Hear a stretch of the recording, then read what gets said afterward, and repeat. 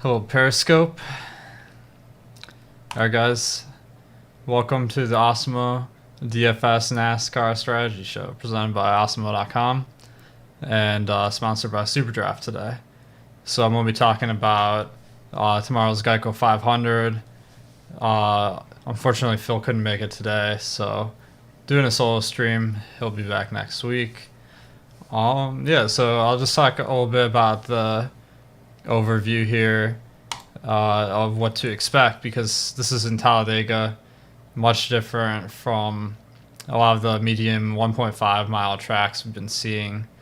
It's a super speedway, so it's about 2.25 miles, and if you're new to NASCAR DFS, I mean, these cars, they kind of restrict the maximum speed, which levels the playing field a lot, and it makes it so that the worse funded teams can compete, although there is still some advantages that the better teams have, and we'll see that in the odds for sure.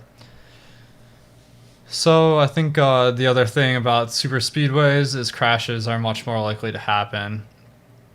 In a medium length track, a guy like Kyle Busch might crash about 10% of the time, 8%.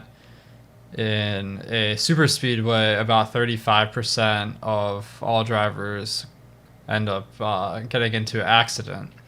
And obviously that's huge for DFS NASCAR, because place differential is a big way you score points, and that'll make some of the guys starting in the starting towards the back move up a lot of spots, even if they don't have a particularly good race, like provided they don't crash. All right, so I'll talk a little bit about kind of the slate here. I'm going to build some lineups, DraftKings, FanDuel, SuperDraft. And one thing that stands out to me here is that they didn't really price up the guys that are starting towards the back for the most part. Like, these guys will all be kind of good values. Now, Christopher Bell is an exception. He's one of the best plays this week for sure, and he's a little bit more expensive. And then the guys starting up front, they're cheaper, much cheaper than normal. So I'm going to try to reconcile all these pieces of information to build a strategy here, because I don't think it's quite as easy as just pick the place differential plays. There are still a lot of dominator points, and the guy who gets a lot of the dominator points probably will be in the winning lineup. So I'm going to be trying to build a lineup that encapsulates both those place differential plays and also the potential to dominate the race. And we're giving away 20 free tickets to SuperDraft today, so make sure to pay attention to the live chat here. Try to keep an eye on it and let you know when we're doing that. Alright, so the thing that I'm using to help me with my lineups today is my top drivers tool. And this really digs into the probabilities. So what are the probabilities that a guy will be one of the top 6 drivers? And once I have ownership projections, that's a great way to compare them. So, for example, let me start by top 6 percentage here. A guy like Denny Hamlin, 13.9% chance to be one of the top 6 scorers. Now, he's going to look like a really bad play because he's starting in second, and I'm assuming such a high probability of a crash for everyone here. Martin Truex as well. His odds are not that great this week to win, so that's a little discouraging. And that's why I have him projected significantly worse than Hamlin, about 5 points. Still a 9% chance to be in the winning lineup. And then you got guys like... I think that paying up to be contrarian is going to be a good option this week. I'll have to wait to see how the ownership projects out before I make a final call there. Alright, so the top projected guys for me, all kind of those guys towards the rear. We got Christopher Bell. Obviously, he's been doing pretty well. Brendan Gaughan, he's often in the minor league races, so he does seem to have a decent ride this week because the odds on him to win are pretty good. So I'll just kind of try to dig into this because obviously he's not a full-time NASCAR driver. So what I usually do is I'll get the car number and I'll look and see like who usually drives this one, because that helps put everything in context. Okay, so I go to the driver averages, car number. This is 62. So this is kind of cool because it allows you to really dig deep into this. Okay, so this is just it looks like he only does the super speedways for Cup. All right, and then I was reading Phil's article. He was kind of saying how usually we pan Daniel Suarez, but this week he's actually a good play because not having that not having that charter team, he's always starting in the back these days. So that gives him a lot of place differential upside, and he is a little bit better than some of the bottom guys like Timmy Hill, like Joey Gase. All right, so we got some trivia questions in the chat here, so make sure to pay attention. That is your chance to get some free tickets to SuperDraft, and we also have a promo for SuperDraft. SuperDraft has the multiplier system, so you don't have to worry about fitting under a salary cap. And not only that, but they have some bonuses going on right now. You can use the promo code Awesemo12 to get $10 free on your first deposit of $10 or more, and you can get $20 free on $100 or more of a deposit, and you also get a free $12 ticket, which is why it's Awesemo12. So if you're not already a member of SuperDraft, their NASCAR contests are a lot of fun, and you can use my projections on the site to help you build a lineup, because the guys that stand out on DraftKings and FanDuel may not be the best plays on SuperDraft, all due to the multiplier system. All right. So the one thing I'll point out is, just in general, in NASCAR there are a fixed amount of fantasy points in each race. It varies a tiny bit based on the cautions, because when a race is in caution, they don't award fastest lap points.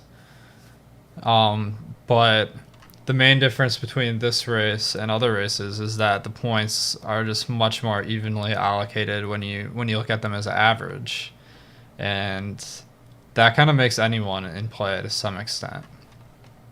So one thing you can do also, I provide a ceiling projection, which is the 75th percentile performance, so that you can really see how that changes the way you would approach this race, because a guy like Martin Truex, 17 points is kind of that mean projection, but his ceiling is 39.5, and that's because there's so much variance.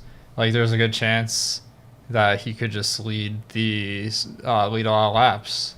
He has that prime position. He's about as likely as anyone, and I give this percentage of being a dominator 15% to be one of the top 2 dominators of the week.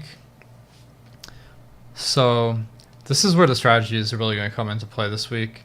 I know there's kind of a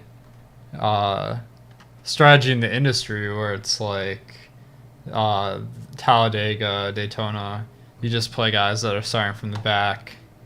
And as you can see from my projections, the highest projected guys are all starting pretty far back. But the chance that each of these guys will be one of the top 6 scorers of the week still isn't that good. Like, you can see the highest, I have Christopher Bell, a 30% chance of being one of the top 6. And I don't want to say you need the optimal lineup this weekend to win, because there are so many more lineups that are viable in this tournament than normal. But you need to get as close as you can. So if Christopher Bell comes in much above 30% ownership, which he very well could, then that could be a good reason to maybe pivot to someone that's got a worse average projection. His ceiling projection is the highest as well. So I do have him as overall the best play by pretty much any metric. But all right. So I'm just going to kind of go off the assumption that the highest projected drivers will be the most popular. So I think that if whether to pick Christopher Bell or not, that's a good decision point. Now, one thing you can do in these tournaments is leave a lot of money on the table. I'm not sure exactly how your average Joe will approach this tournament, but it might be a little bit hard to resist kind of stacking the lineup because you can fit so much with the salary cap this week. So leaving some money on the table, it could be a good play. I'm going to just start off with a couple dominator guys. These are guys that don't project very well. But if you assume someone's going to be a dominator, that has a high correlation with finishing the race high. And I think that certainly one of the guys that leads early laps could crash, and that's a lot more likely here. But these guys still have decent shots to be in the winning lineup. So I think I might go to Kyle Busch here in this particular lineup. I think that this 36.7 fantasy points per race, that might scare people off just because he looks like one of the worst options if you don't know a lot about NASCAR. And I think that good players will kind of see him as not a great play this week because of that number 3 starting position. But there is a decent chance that he wins this race. So I got my odds here. Let me pull that up. Oops. You can find the Vegas odds on my projections just for your own convenience. I know you can get these odds pretty much anywhere. I adjusted them so that they try to factor in the rake. So I have Kyle Busch at 14-1. That would be about a 1 in 15. That's like 6 or 7% to win the race. And a lot of those times when he has a good race, he'll be in the winning lineup, even though he doesn't really have that place differential upside. So just to put it in context, I mean, okay, so you get 46 points for first, 42 for second, etc. So if a guy finishes in that top few, they are going to outscore the average projection for sure. And then you add in the dominator points, and we're starting to see like maybe some of these guys where they won't show up in the optimizer, they could be good for a tournament. Especially this one where 250k to first, 73,000 entries. So you really need something wild to happen to win it. All right, guys. If you could all hit that thumbs up button, appreciate that. That improves the prognostication power of the advice we give out at Awesemo.com. And we're going to need a little bit of luck this weekend. What I'm hoping for tomorrow is that not all of the guys at the back of the field put up high points or the highest points. So if you want some more contrarian picks to crack the winning lineup, please hit that thumbs up. I don't want to see this one split a lot of ways. I want to see one of you guys be a solo winner. All right. So one observation I had looking at the box score for last year's Geico 500 is that usually in a NASCAR race, the bottom of the barrel guys are going about 95% of the speed of the top guys. And to put that in perspective, In last year's Geico 500, there were a couple guys that went 96%, but those guys that often go 96% of the max speed and get lapped several times, a lot of them last year went anywhere from 98 to 99% of the maximum speed. And that means they're on the lead lap more often than not. And a couple of these guys will bomb and fall behind, but when you're on the lead lap in a race like Talladega, when there's a caution, I mean, that catches you up with the rest of the pack, and the odds are very good that we'll get a caution towards the end of the race, and these guys will have as good a chance as anyone to have a good finish. Now, it's not likely that a guy like Timmy Hill or Garrett Smithley will finish first, and that's why their odds to win are very low.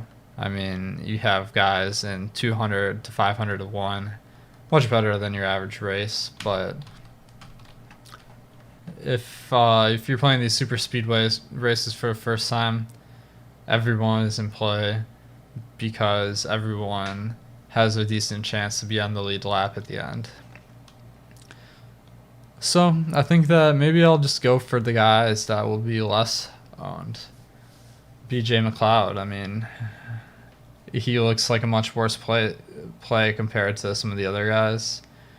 Greg Alding as well. These guys are underfunded drivers. I know that Greg Alding has had success in other racing, but right now his team just isn't very good. And with 29 starting position, I think that he might be the bottom of people's lists to put in their lineup because, all right, so he's got a projection of 22. Basically, he gets 10 fewer bonus points than a guy like Garrett Smithley. And I have him as a 6% chance to be one of the top 6 scoring drivers. So because I'm trying to get a couple contrarian picks in here, I'm going to put him in. All right, and now I want to get some of the... I feel like I went really contrarian with my first picks, so now I want to go to some more reliable guys. I feel like Christopher Bell is the obvious pick. I mean, he's the best driver with a bad low starting position. So he kind of plugs in any lineup. And maybe I'll go... I see guys like Stenhouse and Bubba Wallace have about the same projection as Garrett Smithley. But when I did my simulation, I found these guys finish in the winning lineup a lot more.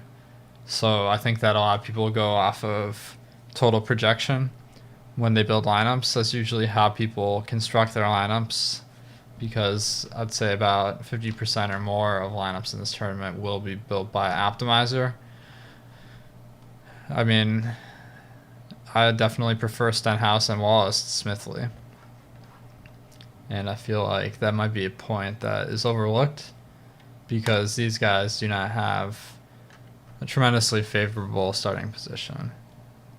And then I have 10.7k left. I mean, I can get anyone here. I don't mind leaving some money on the table. So I picked a couple of long shots in Kyle Busch and Greg Alding. So maybe I'll go to someone chalky. I see Chase Elliott. He is probably the best play of the expensive guys. But I feel like he's not much better than William Byron. And leaving that money on the table should make my lineup a little bit more unique. So this is kind of the lineup construction that I would recommend. I'm not going too overweight on some of these guys that'll be popular just because they're cheap, like Suarez, Garrett Smithley. I think the problem is if you build your lineup with a consistent kind of selection process, you're going to be duplicating with a lot of people. So if you just stack up the back of the race it's going to be heavily duplicated. So I'm hoping that this lineup, because I went with guys more in the middle, will be a little bit less duplicated. You're going to need a lot of luck for any lineup, but this lineup in particular does need a little bit more luck than your average lineup, I'd say. So let me know in chat what you guys are thinking of this strategy for the race. So the alternative is maybe I go a little bit chalkier with my dominator. Just pick the top guy on the board, Chase Elliott. He has he doesn't have the best odds to win, but he's close. Actually, just going off this, let's see. It looks like he is tied with Logano and Blaney, pretty much for the chance that each one will be in the optimal. I really do like picking a guy that's starting farther up though, because I feel like that is a good way to get unique. So I might go with Alex Bowman in this lineup. He's starting 8th, so I think people will recognize that he's not a great cash play, but certainly almost as good at odds as anyone to win the race. 25-1, so about 4% of the time he's going to win it. So I think that Alex Bowman could be kind of a good way to mix it up. Maybe I'll make a strategy here, like 2 guys towards the front, 2 guys in the middle, 2 guys in the back. That might be like a balanced lineup that gives you a lot of upside, and maybe it's just contrarian enough to have enough differentiation from the field. Alright, because I do like a lot of these guys starting in the middle, and certainly I got like Brendan Gaughan starting in 39th. He's going to be a tremendous play. Oh, guys, I will have Xfinity projections for today's race behind the paywall. I will post them about 30 minutes after the show ends. And make sure to sign up if you're not already a member so you can get access to all the tools. So we do have free content, which is Phil's article that he does for cup races each week, and our YouTube video. And then for the premium content, it's really the tools that'll help you build the best lineup you can. So it's my projections, the top drivers tool, and the projected ownership. So right now, I'm kind of giving you a glimpse at these tools, and I will update these until lock tomorrow. So make sure to get the latest update before you finalize your lineups, and I will post the projected ownership once I have a better sense of how that will shake out. Alright. So one thing I will mention is I expect FanDuel and SuperDraft to play much differently this weekend than DraftKings. So I think that is something I will talk about once I get to the next lineups. So let's see, Matt DiBenedetto. He looks like almost as good a play as anyone. So I will put him in. And Eric Jones, he seems to be losing money for us every week because he's so underpriced.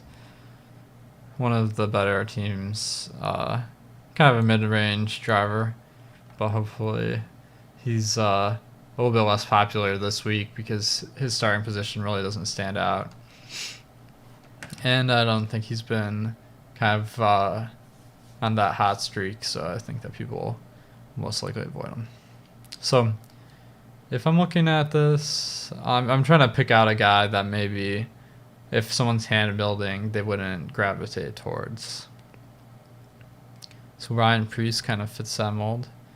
I think that Daniel Suarez and Ty Dillon really stand out to be better than Preece.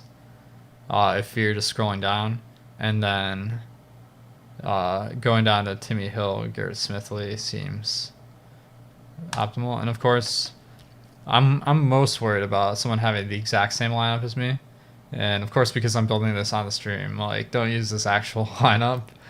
But if since I have enough money to get Suarez or Dillon, I think that most people would stop before they get to Priest. There wouldn't be much reason to pick him because he's not as good as the guys above him, and he doesn't have as good a starting position as the guys below him.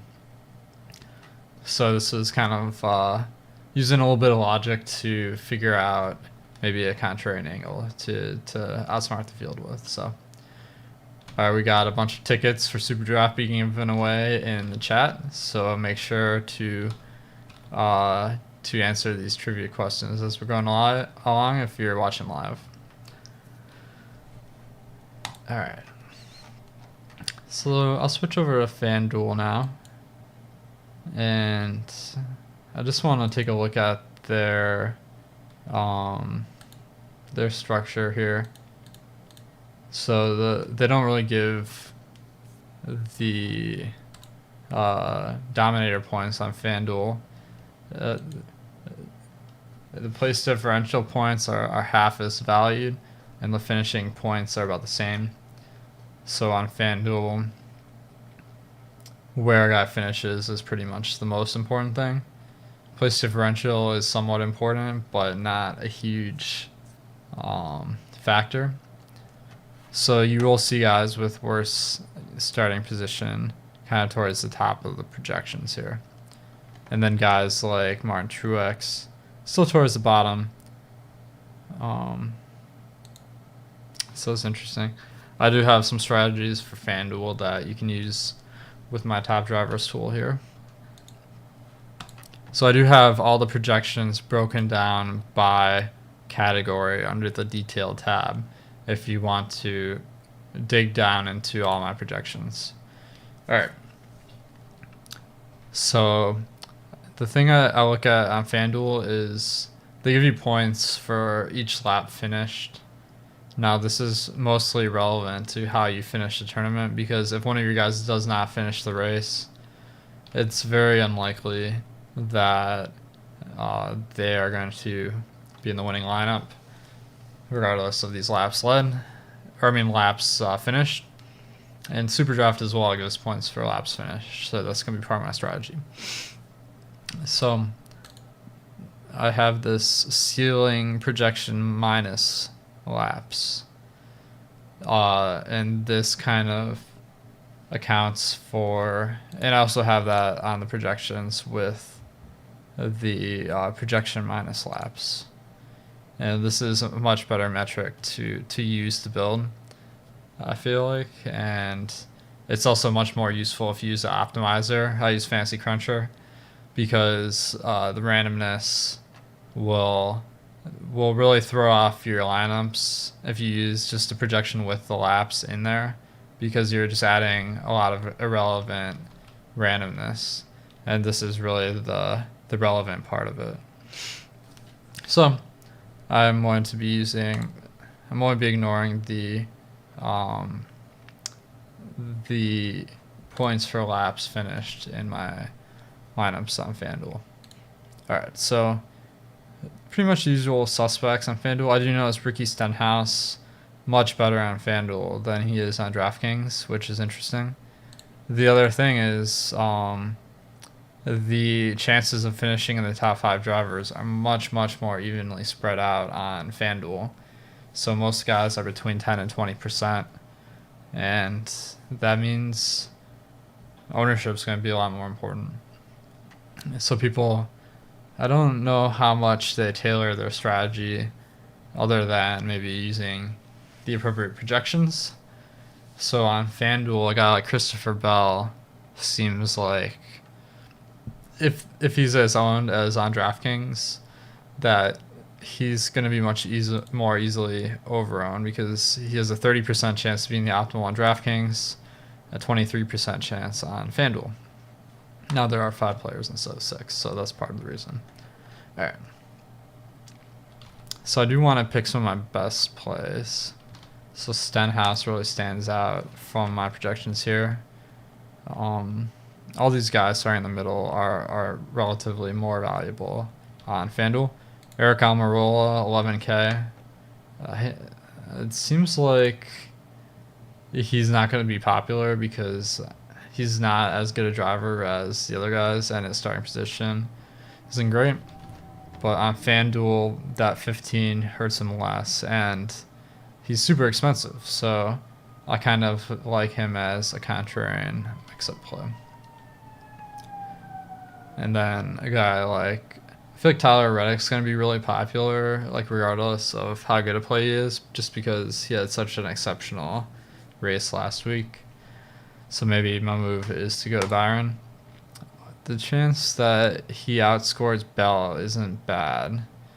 As far as ceiling projections, they have about the same ceiling projection. So I think that he can make a nice play. And I do want to pick maybe a guy well we're down that Bubba Wallace really stands out. He's very cheap on FanDuel, and he'll stand out if you're building lineups that cap out. But because I'm not capping out with this lineup, it seems unlikely someone would pick Bubba Wallace as opposed to Christopher Bell or Cole Custer here. And there is a significant chance Christopher Bell crashes, so I don't think I'm worried about the fact that these guys might be outscored by some other guys most of the time. So going to another, I guess I could go for a guy towards the front of the race. They seem to be not popping on FanDuel. And Alex Bowman looks like a contrarian option again. I think that if one guy does lead a lot of laps, he certainly will be in the best FanDuel lineup.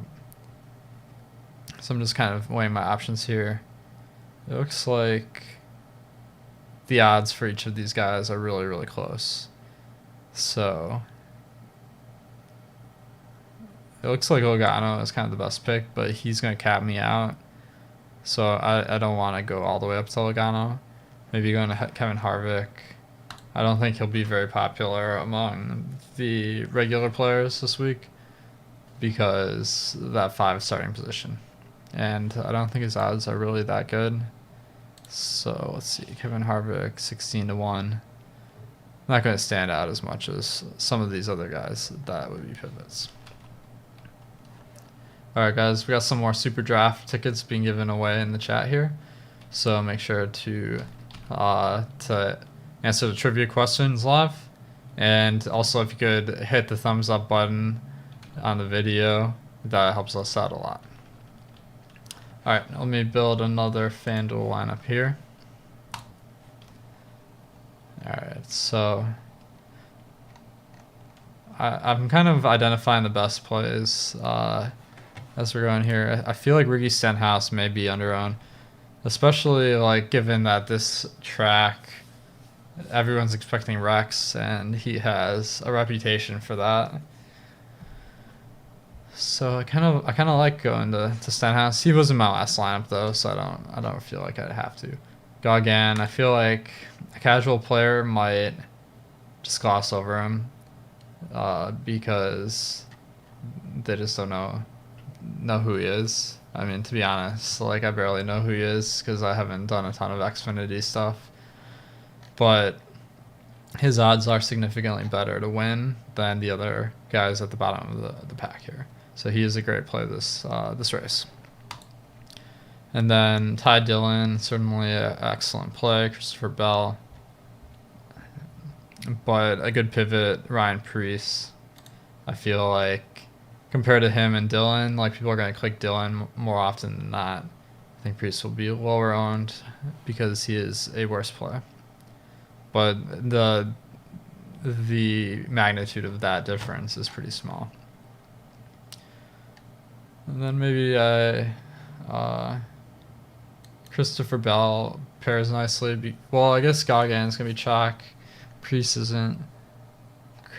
I'm not sure if I want to go with Christopher Bell on this because I feel like he'll probably be the highest owned guy, or one of the highest. Maybe Ryan Newman. Let's see where he stacks up. 10% chance of being in the top 5 scorers.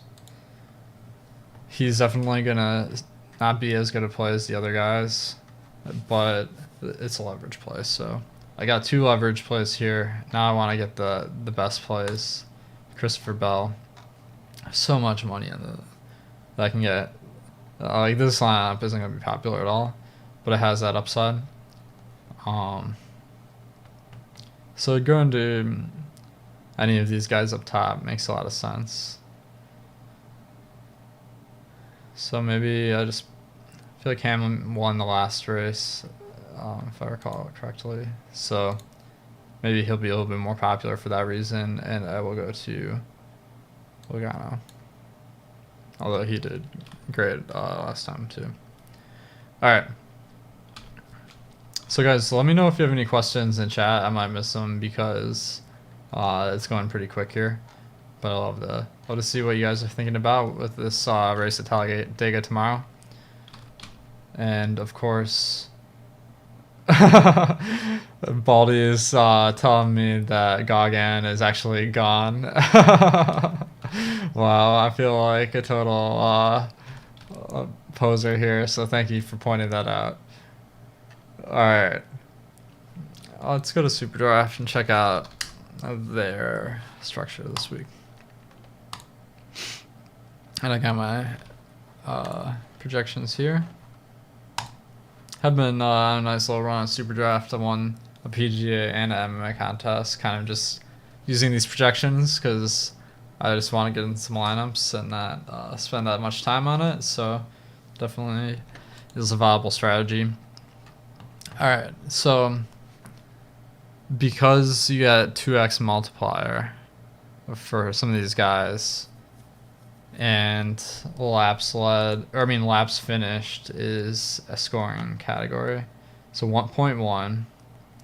So you're getting twice as many points. There's about 200 laps, so that would be 20 points. So that's a 20-point difference that would have to be made up with a 1x guy versus a 2x guy, and that is going to be very hard to make up unless the guy like wins the race. So I think that a guy like Gauguin is kind of a superior play on SuperDraft, although there is a significant gone. I already forgot. So he's kind of the obvious play. Timmy Hill also 2x. Christopher Bell at 1.65. That makes him a good play, but not a must play. Now, of course, any of these guys can crash. So gone. I feel like maybe if people are just maximizing projection, he'll be a little bit too popular at champion. So maybe I'll try to be a little bit more contrarian. I'll see who. It really looks like that the dominators or the best players aren't really viable this week. Although the variance is going to be, or standard deviation is going to be really high. So a guy like Ryan Preece, I feel like he could be an interesting captain. I feel like not many people will be on him, and he's got a good upside. So I'll go with Preece. It's going to be really hard to get anyone at this top range. So on SuperDraft, I'll probably be focusing more on the higher multiplier guys, because a guy could win this race, and if their multiplier is not good enough, it is pretty likely that they'll still be outscored. So I feel like Christopher Bell will be really popular. So maybe I'll just try to leave a couple of the popular guys out. Maybe Gone will be one of the most popular. He does have the highest fantasy points per game of anyone, pretty much. So I don't know how much that will affect people's thought process here, but all right, Timmy Hill, 2x. It seems like he's not that great to play on DraftKings and FanDuel because he just really doesn't stand out from the other guys, and his team is pretty underfunded. Oh, sorry guys. Let me make sure I opened this up on the wrong tab, so apologize for that. Let me fix that. All right. So now I got it on screen. Sorry about that. So I do like guys like Stenhouse. He really stands out. Bubba Wallace as well. Solid picks, and then Ty Dillon I think is great. Certainly the best option of any of the rest of the guys, I'd say, other than Gone. So this is kind of a lineup that I think would be a good one on SuperDraft. Okay, it says I haven't been able to figure out SuperDraft. Like, how does a multiple help? So the idea of SuperDraft is that you get more points when these guys score if they have a higher multiple instead of being constrained by salary. So it's trying to even out all the players by giving a bump to worse players. The thing is, this week at Talladega, the difference in players is already greatly reduced. So the net result is that the players that are worse, that have a high multiplier, are going to be relatively better this week than they are other weeks. And that's why I think that on SuperDraft, really focusing in on the high multiple guys is a really good strategy. Randy says he placed 4 behind you, or behind me in the last FanDuel contest. Congrats, man. Both our lineups were mid-projected drivers. Contrarian was the way to go.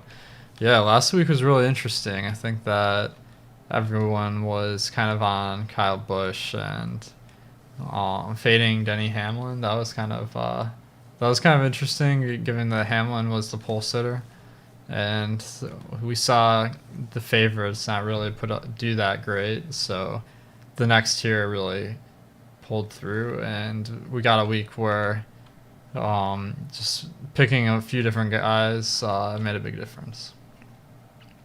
Ooh, chat question: who's the first woman to win an IndyCar Series race? I feel like I know this one, but I want to see what you guys think. All right, so make sure to get those free tickets in chat.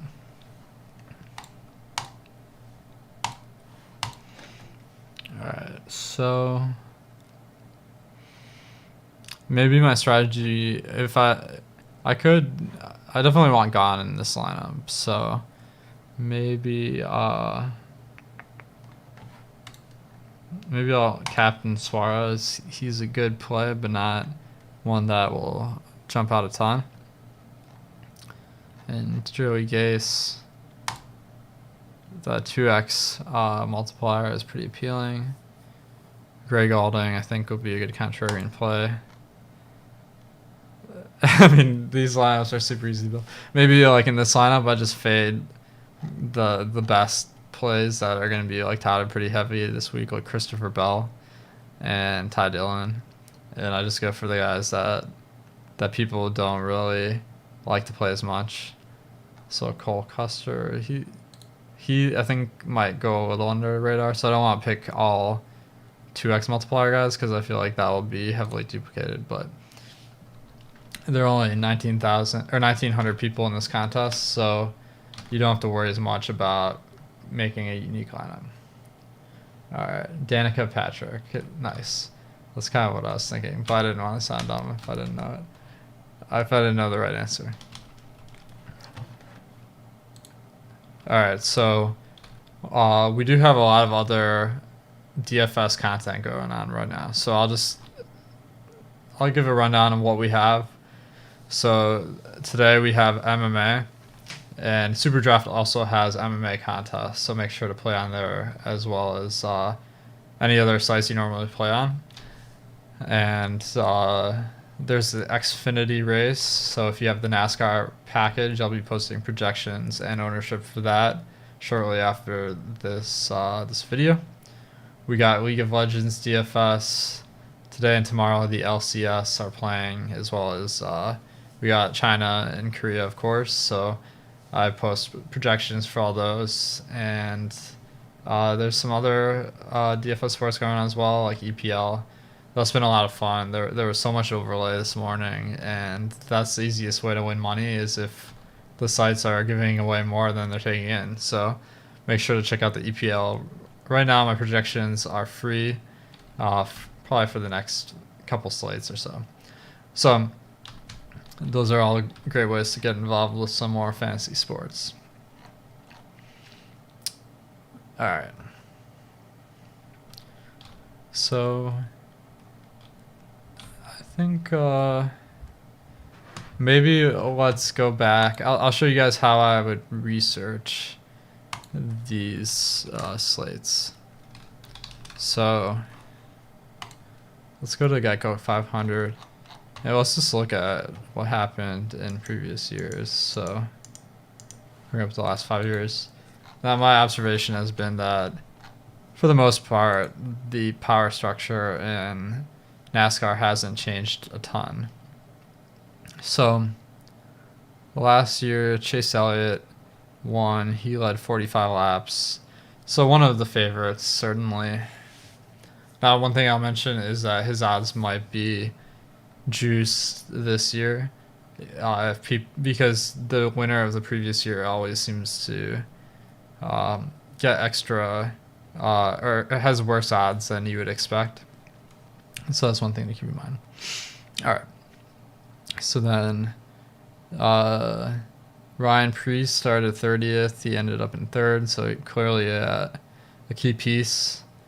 Alex Bowman went from 9th to 2nd, but he only led 7 laps. So I suppose with fastest laps, he would probably be in the optimal. And I can also build a little Fantasy Cruncher, and we can see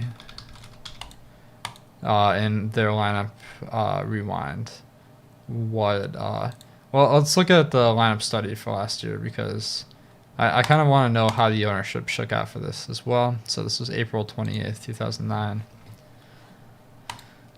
So April 28th.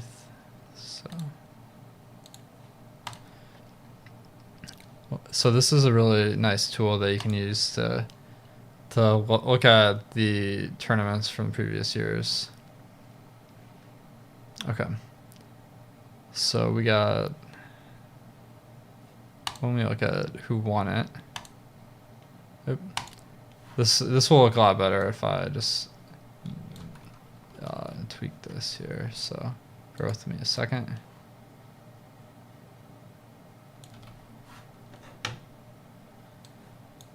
Okay. So the guy who won it, Chase Elliott, he was only 10%. Corey LaJoie, Eric Jones. A pretty heavily owned lineup, it looks like, aside from one contrarian pick, 48.6K. It looks like not a lot of lineups were heavily duped. So you can actually sort by the number. Oh wait, sorry, this is only Kilmerg's lineup. So the EMAC is at the top here. I guess the optimal lineup 260. Wow. SRN 828 just ran a train of the same lineup. I guess they must have run out of time or something. So I guess wow, 104 people didn't have a lineup.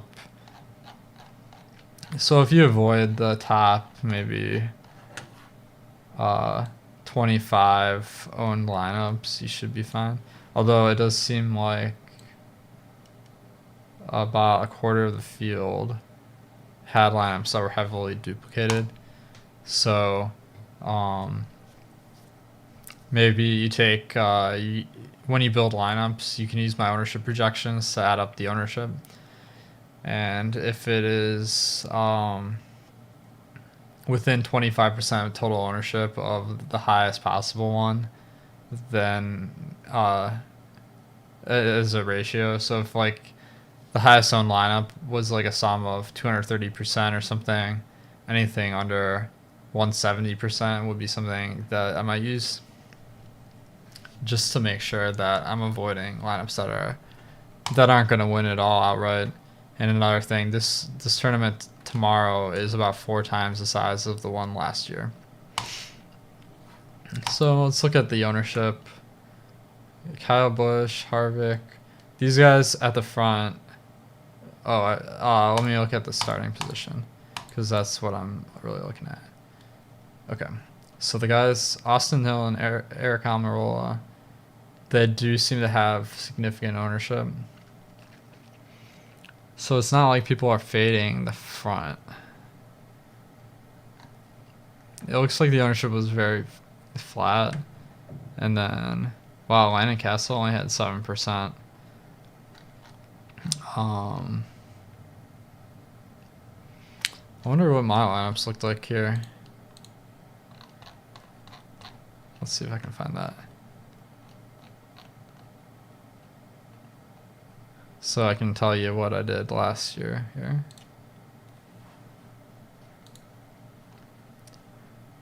So somehow I ended up with 90% of Eric Jones. I mean, tremendous play. But it looks like maybe I was a little bit too chalky last year. It looks like I just went really, really heavy on the guys that were the best drivers starting towards the rear. And I wish I could go back and take a look, but I don't feel like that's the best strategy. Regardless, the tournament this time doesn't really have the same dynamic of qualifying. So I think that I faded a lot of the worst drivers at the front. I feel like this year I'll be a little bit more contrarian with that, but given that they weren't like super low owned, that maybe is something to consider. So let's look at the lowest owned. A bad driver starting in the middle. Some of the worst drivers. Alex Bowman looks like he was pretty underowned. Admittedly didn't have him, so I missed that. Kyle Larson starting 10th. So I'm trying to figure out like how did the ownership, what's the pattern? So I guess that last year had qualifying, so it was much easier to identify good and bad plays, where this year the starting orders are mostly determined by the quality of team, so it will be harder to kind of pick out really good and really bad plays. All right, guys. Will there be a crash tomorrow, says James. I think there will be a bunch of crashes, because about 35% of people in these Geico 500s have crashed in previous years. And that means that there's a significant chance that it's going to be hard to pick 6 drivers that don't crash. So let me just see what the odds are. It's kind of like the cut line, I would say. So 0.65 to the 6. So that'd be about 7% chance that all 6 of your drivers in your lineup actually finish the race. So we're going to need some serious luck here. All right.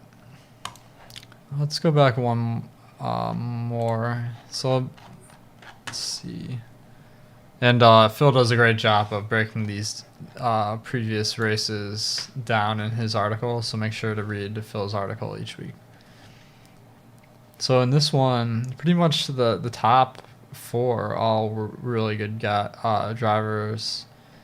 Joey Logano was a must-have because he led 70 laps.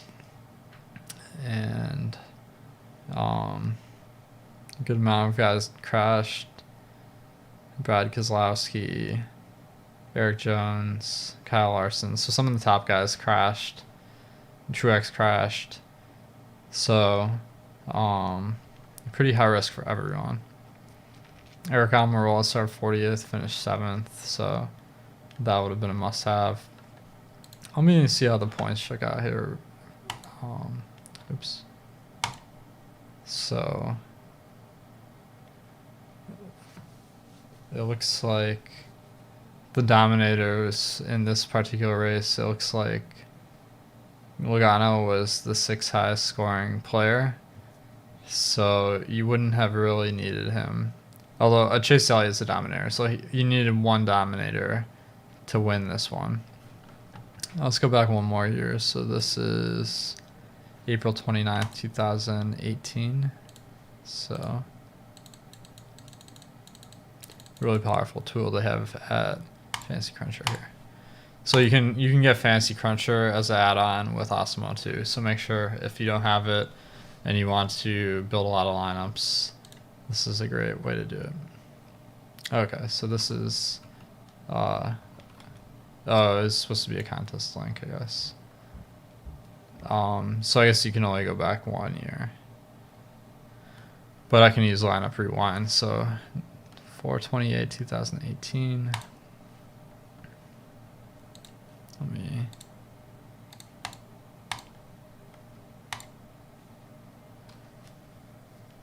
Looks like I.